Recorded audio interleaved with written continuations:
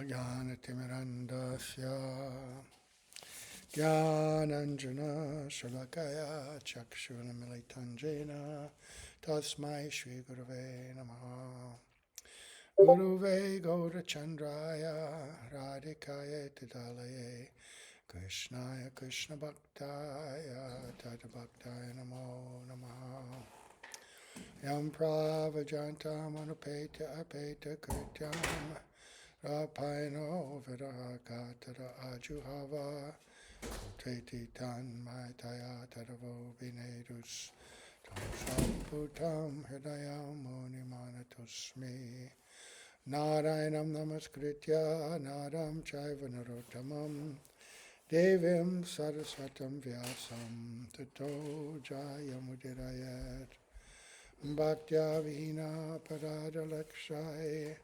Kiptashtakamari Tarangamadye Kripa Maitam Sharanam Prapanna Brinde Namaste Charanada Vindam Tavevasmi Najivami Tvayavina Iti Vigyaya Radhe Tvam Nayanam Charanandike Vancha Kapatrubhascha Kripa Sindhu Bhyevacha Patitanam Pavanebhyo Vaishnavibhyo Namo Namaha.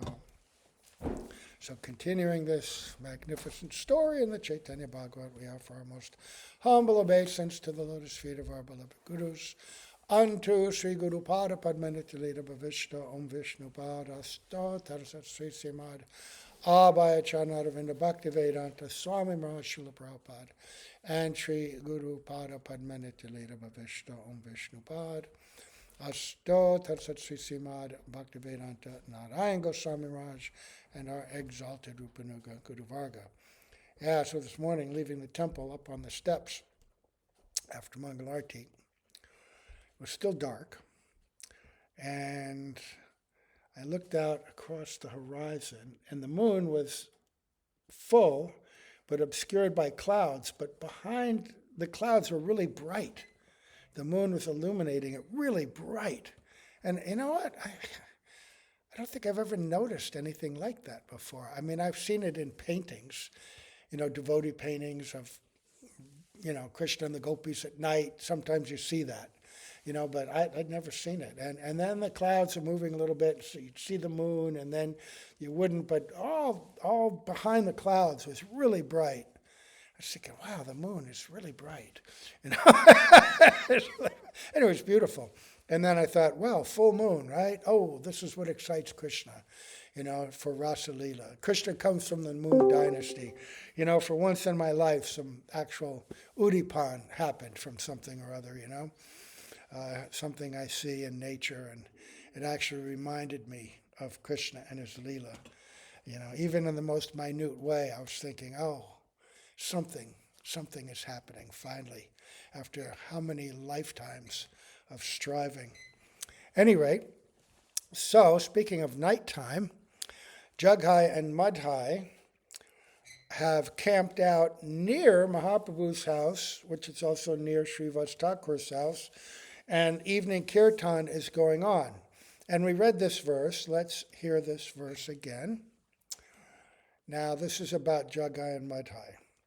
They stayed near the Lord's house and listened to the Lord's kirtan as they remained awake throughout the night.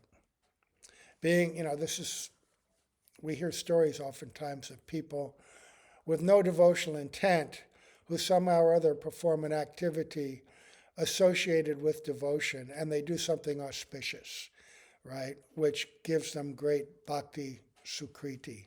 So they stayed up all night listening to kirtan, right? Now, being intoxicated with wine, they joyfully danced as they listened to the sound of the kartals and mridangas in the kirtan, right? Because that's what you do in India. Indian culture, people like to dance to the music, Even if they have no devotional intent, they get stimulated. So they're dancing, right? Which is also good. As they could hear everything from that distance, they would listen, dance, and then drink more wine. Whenever there was kirtan, the two would stay there. When they heard the kirtan, they would get up and dance. They were so overwhelmed by drinking wine, they did not remember where they had been or where they were. When they saw the Lord, they said, "Oh, Nimai Pandit, you should sing the entire song of Mangala Chandi." That's the name for Lord Shiva. "You have expert singers who we wish to see. We will bring and give you whatever you need." So they're actually offering service, right? So Bhaktisiddhanta Saraswati Prabhupada explains, after satisfying their own whims at various places throughout Nadia, the two rogues, Jagai and Madhai, came and set up camp near the ghat outside Mahaprabhu's house. So we know where that is. That's the Yog Pit, right? So, along with the sound of the Lord's kirtan, their habit of drinking flourished. They considered the devotees' glorification of Krishna with instruments to be glorification of Mangala Chandi. So when they met Mahaprabhu, they asked him what ingredients were needed to complete the rituals, which they considered to be like their own Tamaguna rituals. The two rogues said, "We will collect and give you whatever ingredients are required to complete the glorification of Mangala Chandi." So, because they're in ignorance, they're actually getting some namabas benefit here, right? This does not mean that we should engage in intoxication while we're doing kirtan, right? Which, unfortunately, many people do. And then think, oh, this is enhancing and exciting my experience. Some people think like that. It's not a fact. It's not a fact. It will actually block and check you. But they are getting some benefit. Because remember, the desire of Nityananda Prabhu is that these two rogues, the most fallen of rogues, be delivered. And Mahaprabhu said, anyone who you have desired to deliver will certainly be delivered very soon. So, nevertheless, Durjana Dekiya Prabhu Dure Durejaya Arapattadiya Loka Sabhai Palaya. Seeing those miscreants, the Lord kept a distance. Others took another path and fled away. Right? Sometimes during street sankirtan, you'll see drunken people jump into the party and start dancing. And sometimes devotees will dance with them, even grab their hands and spin around and all. Mahaprabhu didn't do it. Maybe encourage them to dance, maybe not get too close or too involved with them. But of course, these are also rogues with a history of violence. So there was extra care taken with these two. Then, Ek Dina Nityananda Nagara Brahmi Yanishaya Aishe Donhe Dodi Lekagia. After wandering throughout the city one day, Nityananda went that night before the two. Jagai and Madhai shouted, "Who are you? Who are you?" Nityananda replied, "I am going to the Lord's house." Intoxicated by wine, they asked, "What is your name?" Nityananda replied, "My name is Avadut." Intoxicated in the mood of a child, Lord Nityananda spoke to the drunkards as his pastime. See, so Mahaprabhu avoided them. Nityananda, Avadut, Akhanda Guru Tattva, he's talking with them. He had already decided, I will deliver these two. That is why he came there that night. On hearing the name Avadut, Madhai became angry. He picked up a clay pot and hit the Lord's head. The broken clay pot cut the Lord's head and blood flowed from the wound. Yet, Lord Nityananda simply remembered Govinda. On seeing the blood, Jagai felt compassionate and grabbed the hand of Madhai when he prepared to strike the Lord again. "Why did you do that? You are very cruel. What will you gain by beating an outsider?" Leave the avadut alone, or leave avadut alone. Do not beat him again. What will you gain by beating a sannyasi? Some people quickly went and informed the Lord, who immediately came there with his associates. The entire body of Nityananda was covered with blood, because head wounds bleed very freely, right? So it's all running down his face, his body. Yet Nityananda smiled as he stood there between the two. When the Lord saw the blood, he lost external consciousness out of anger. Ooh, Krodha. This mood is overwhelming him. And he repeatedly called out, Chakra, Chakra, Chakra. The Sudarshan Chakra immediately appeared there and was seen by Jagai and Madhai. All the Lord's devotees became bewildered, but Nityananda immediately appealed to the Lord as follows. When Madhai hit me, Jagai saved me.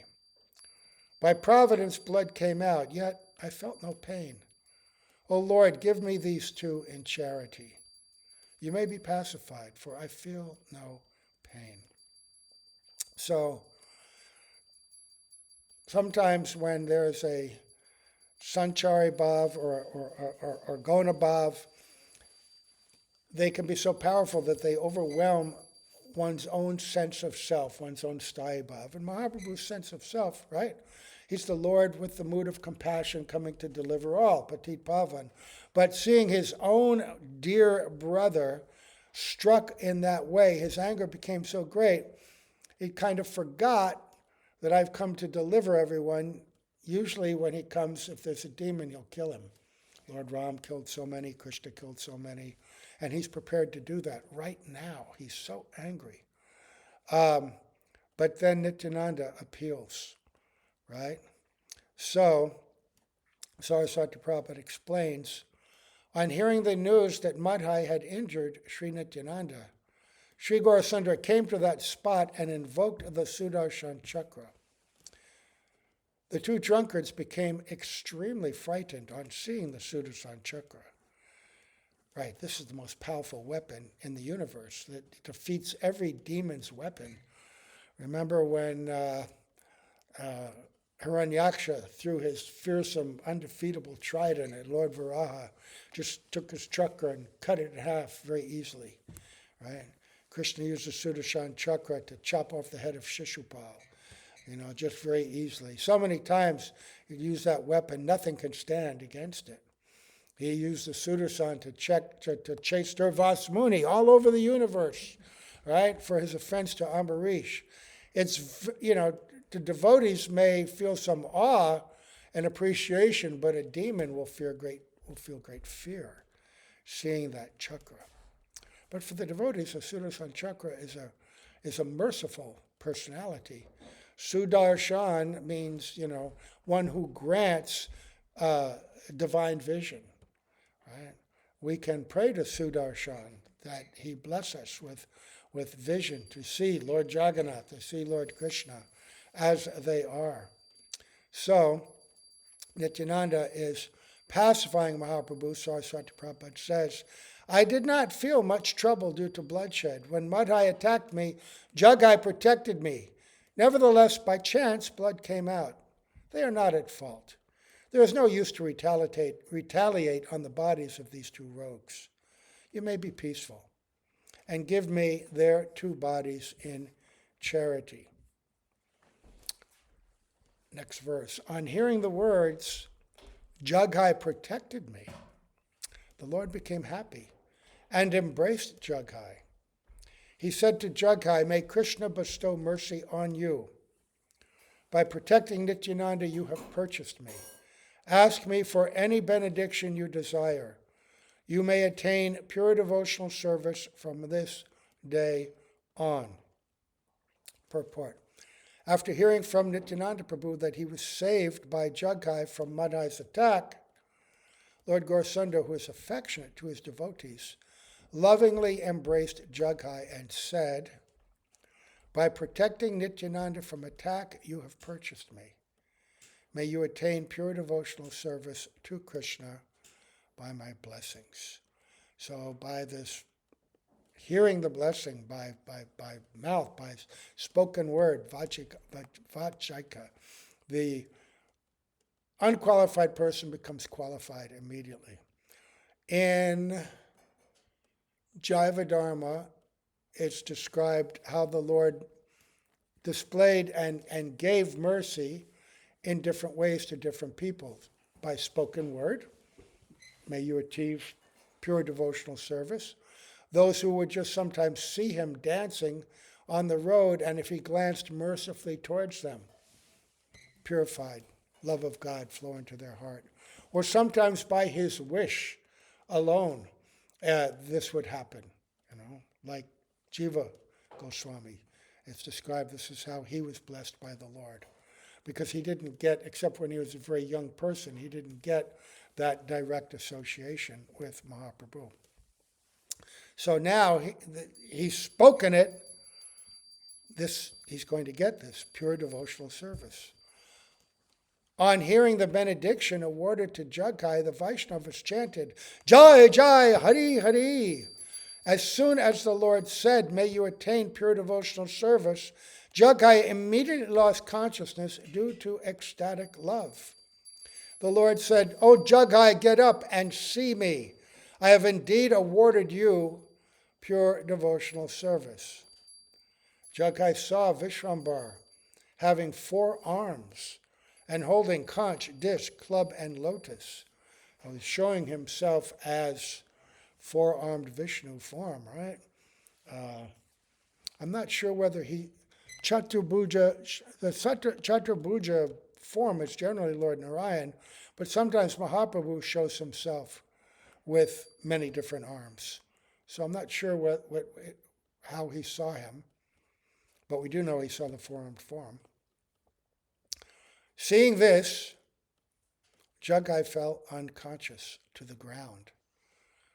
Lord Sri Chaitanya then placed his lotus foot on Jagai's chest. Receiving the treasure of the Lord's lotus feet, which are the life and soul of Lakshmi, Jagai held them tightly as if they were invaluable jewels, completely transformed now. The fortunate Jagai shed tears as he held the Lord's feet. Such are the wonderful pastimes of Lord Gauranga. So whatever he was is now completely destroyed. No more consideration of any sin that he had ever done, any offense that he had ever made to any jiva. He has become completely purified. Jagai and Madhai were like one soul with 2 bodies. Yet, here one was pious and one was sinful. Purport. So Swati Prabhupada explains, in the mutual exchange between Jagai and Madhai, sometimes on the pretext of pious activity, one would caution the other from committing sinful activities. And other times, when the former would engage in sinful activities, the latter would caution him. Therefore, they were both rascals. On seeing Jagai's reward, the heart of Madhai was transformed. Now he's seeing something extraordinary. He's so close to his brother. Now a desire is awakening in his heart. When the Lord bestowed mercy on Jagai, the heart of Madhai was immediately rectified. He quickly released Nityananda's cloth, fell flat, and held the Lord's lotus feet. Okay. He says, Dui jane ekatani koila prabhu pap, anugraha kene prabhu kora dui bahag.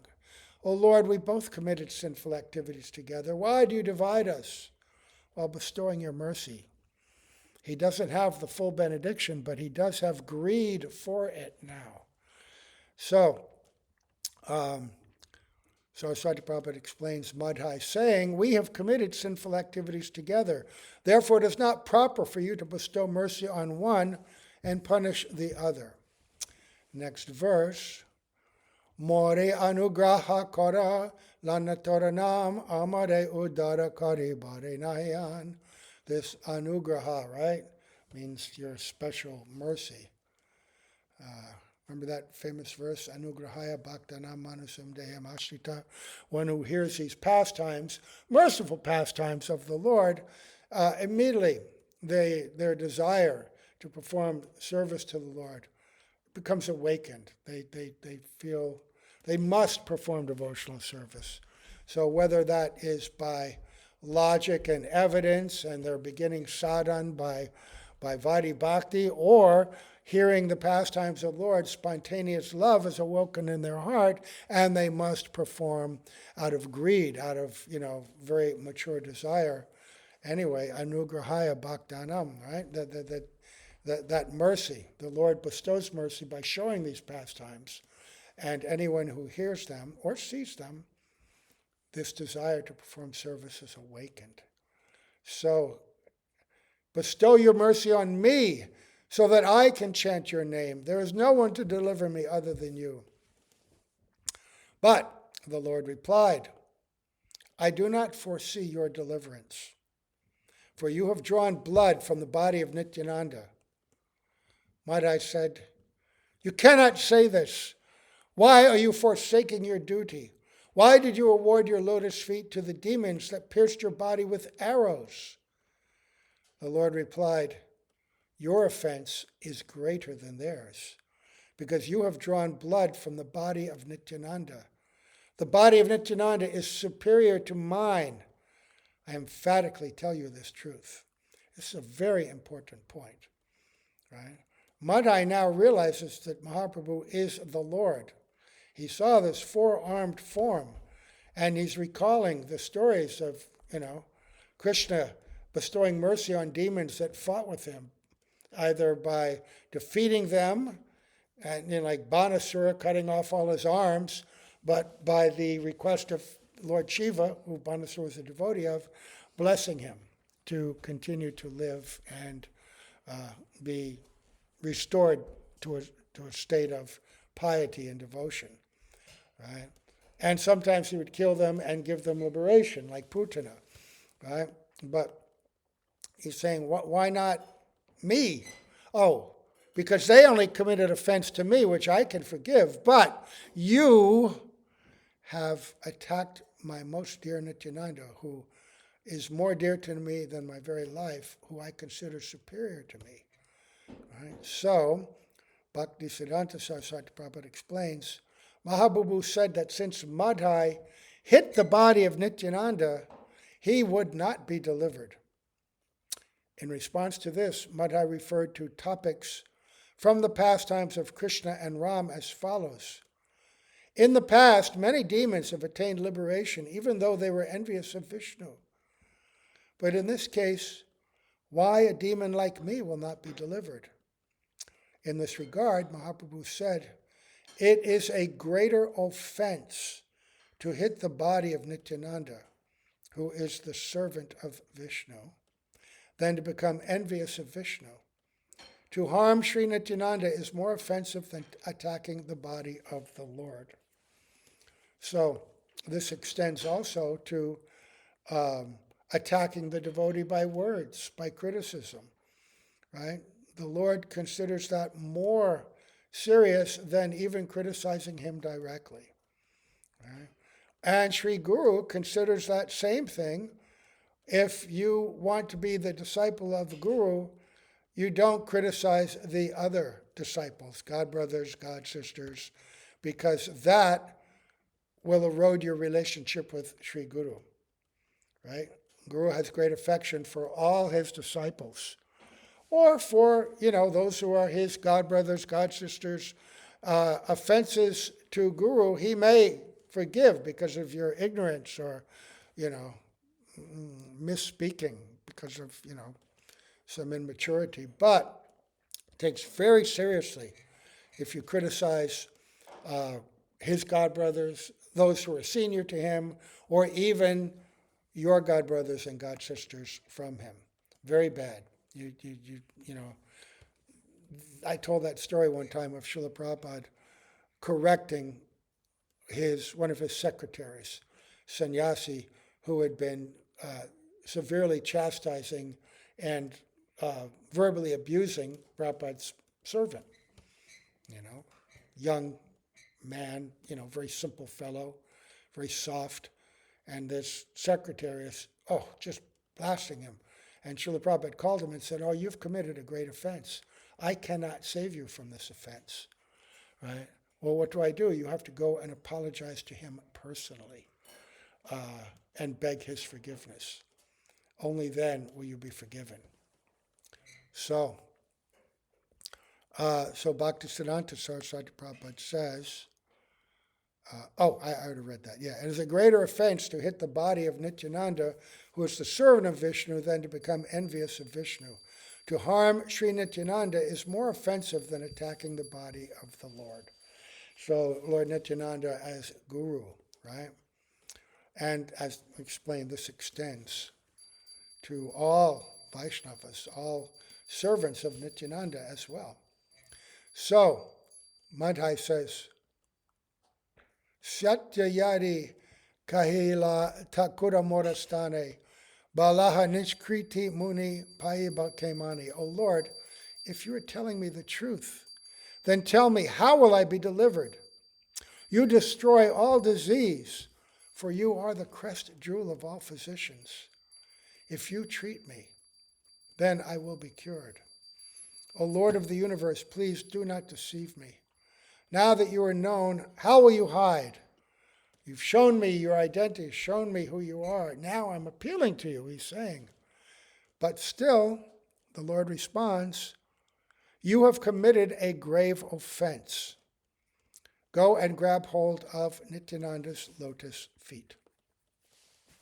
Being ordered by the Lord, Madhai then caught hold of the invaluable treasure of Nitai's lotus feet. By taking refuge of those lotus feet, one is never vanquished.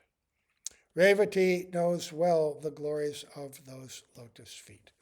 Revati is one of the wives of Lord Balaram, right? And as Lord Nityananda, Revati, Lord Nityananda has two wives, Janava and Vasudha, right? Revati is one of them. I can't remember which one. So, Vishwambara said, listen, Nityananda, now that he has fallen at your lotus feet, it is proper for you to show him mercy. Since he has made you bleed, only you can forgive him. And now he has fallen at your feet. Nityananda replied, O Lord, what can I say? You have the potency to bestow mercy even through a tree. Purport. Srimad Nityananda Prabhu said to Mahaprabhu, when the demigods faced difficulties, you protect them. When living entities like human beings are put in danger, you protect them. You also possess the power to protect plants, whose consciousness is not as developed as that of living entities like human beings. Next verse. I declare emphatically that if I have ever accumulated piety in any lifetime, I give it all to Madhai. He is relieved of any offense committed against me. Do not bewilder him. Bestow your mercy on your Madhai. Nityananda calls him your Madhai now, right? He's giving him everything. So merciful. Right? Purport, Sri Nityananda Prabhu said, Madhai has not committed any offense against me. By creating mischief, Madhai has today obtained from you the piety that I have accumulated by serving you in various ways, birth after birth. Therefore, you have forgiven whatever offense Madhai has committed against me and bestowed your mercy on him without duplicity. So give up the illusion of deceitful discrimination and bestow your causeless mercy on Madhai. Right. Now, stop this show. Right? You know you've come to deliver everyone, even such as Madhai. Now you must do it.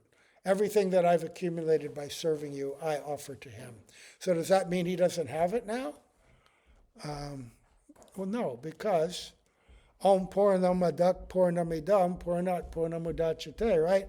Whatever comes from the Lord, he's the absolute and complete. And whatever he creates, whatever he gives, he can give freely, unlimitedly, and yet there's no loss for him. And it's the same with anything transcendental. There's no diminishment. 1 plus 1 equals 1. 1 minus 1 equals 1. Nityananda can give his full mercy, and he's not at all diminished. So, Vishwambar said, if you have actually forgiven Madhai, then embrace him and make his life successful. On the order of the Lord, Nityananda tightly embraced Madhai, who as a result was freed from all material bondage. Nityananda entered the body of Madhai, and Madhai became filled with all energies. Wow. Nityananda entered the body of Madhai, and Madhai became filled with all energies. Purport, Saraswati Prabhupada says, by the will of the Lord, Sri Nityananda Prabhu lovingly embraced Madhai, who had attacked him, and invested him with his own energies. On the strength of Nityananda's energies, Madhai became filled with all good qualities. After becoming free from the propensity for material enjoyment and empowered to engage in the Lord's service, they were now qualified to offer prayers with selected verses. This is one of the symptoms, right? How many times have we seen and heard in the Bhagavatam and other places of personalities who, when they get that darshan and mercy of the Lord, remember the little Dhruva, who was only 5 years old, and yet when Lord Narayan appeared before him, and he wanted to offer prayers, but he was dumbstruck, the Lord empowered him, touched him with his conch shell, and the small boy began to utter beautiful, beautiful prayers. Some of the most beautiful prayers coming from the lips of devotees who you might not know were so empowered. Queen Kunti, right? Not educated like a Brahmana would be, being a Kshatriya lady, and yet her prayers are some of the most magnificent in all of the Bhagavatam. We have a book up here, Srila Prabhupada's lectures on Queen Kunti's prayers. They're so important. When Mahaprabhu showed himself to his devotees, this 21 hours, this Mahaprakash, and different devotees offered prayers. Remember, Kolavecha Sridhar, he was laughed at by ignorant people because he was not thought to be very educated. And the Lord said, glorify me. He said, I'm not capable. Do it on my order. And he offered extraordinary prayers. Little Kavi Kanapur, right? Small boy, had not spoken at all. The Lord said, chant my name. He didn't chant. Lord said, I've gotten everybody to chant. I can't get this boy to chant. Supdamana said, he's chanting in his mind. He doesn't want to chant in front of anybody. But then Mahaprabhu gave him his big toe to suck. And as soon as he did, this boy, who was uneducated at that point, he wasn't taking Sanskrit classes and all at that age, began to recite incredibly beautiful prayers glorifying the Lord as Krishna. And so many beautiful prayers, and he became the great author. Kavi Kanapur wrote so many extraordinary literatures, like Ananda Vrindavan Champu, that we read, right? So Nityananda embraced him. And now, in this way, the two were delivered, and they began to offer prayers at the lotus feet of the two lords. And the Lord said, do not commit further sins. Jagai and Madhai replied, never again, O Lord. That's important. You're freed from your sins. Go forth now and sin no more. That's a Bible statement, right? Purport. Being overcome with greed for material enjoyment, godless people commit various sinful activities. The most merciful Gora Hari forbade the two rogues from committing sinful activities in the future. Jagai and Madhai fully accepted the Lord's order and promised not to commit sinful activities again. So, That's an important part of it. That's the whole process of initiation as well. Diksha, right? Dik from Divya Gyan, transcendental knowledge. That is, the seed of that is transmitted into the heart of the devotee. And Sha, unwanted things, anartas, are, the sinful reactions and anartas, they become dispelled as well. And then our progress in bhakti is determined on how seriously, from that point on, we're not doing our previous sinful proclivities and we're engaging in devotion. If we surrender to our nasty mind and we just continue to commit these anartas, anarta-motivated activities, then our progress is slowed. Right? These two were empowered. Not only were their sins destroyed, but they gained the power not to commit any sinful activities again. So, let's see. Oops. We're going to stop here, and tomorrow he's going to say something. It'll be a really nice purport. The Lord said, "Listen, both of you. I have indeed delivered you today. I take full responsibility for whatever sinful activities you have performed in your previous millions of lifetimes, provided you do not commit sin again." And Bhaktisiddhanta Saraswati Prabhu did a very nice purport on that to help us out, to strengthen our resolve, to help us understand this process of bhakti. Okay, so we shall stop here. And we offer obeisance to our spiritual masters, the representative of Sri Nityananda Prabhu, who has offered us this same opportunity. Very wonderful pastime. All glories to Srila Prabhupada, all glories to Srila Gurudev, all glories to the assembled devotees. Gaur Premanande Haribol.